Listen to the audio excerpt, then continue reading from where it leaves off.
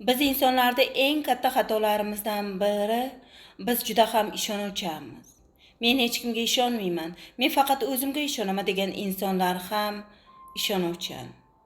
Ular o'zini turmush o'rtog'iga yoki ayoliga yoki sevgan yoriga juda ham ishonishadi. Va ular shunday biladiki, o'zini ichidagi dardini, sirini, hamma narsasini ularga birma-bir gapirib boshlashadi.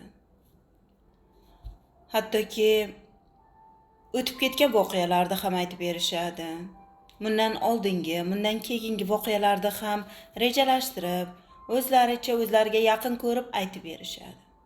Bundan juda ham ko'p insonlar foydalanishadi. Men faqatgina ayollar yoki faqatgina erkaklar bu narsadan foydalanishadi demoqchi emasman. Erkaklar ham ayollar ham foydalanishadi.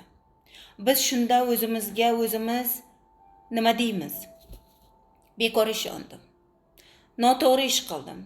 Noto'g'ri yo'ldan yurdim.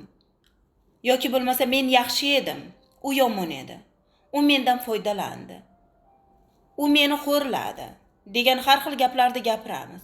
Lekin bir narsani bir umr yodingizda tutsangiz juda ham yaxshi bo'lar edi. Faraz qiling, oddiy sham. To'g'rimi?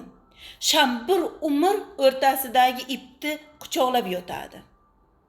Toki uni yondirib, o'sha o'rtasida quchoqlab yotgan ip uni yondirib, toki yo'q qilmaguncha o'zi ham yo'q bo'lmaydi. Xuddi shunday bizda hamma narsamiz ichimizda.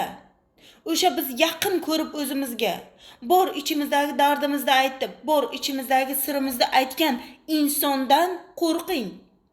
Chunki deganda shamni ham ichidagi ipi yondirib yo'q qildi. Sizni ham o'sha inson yondirib yo'q qilishi aniq.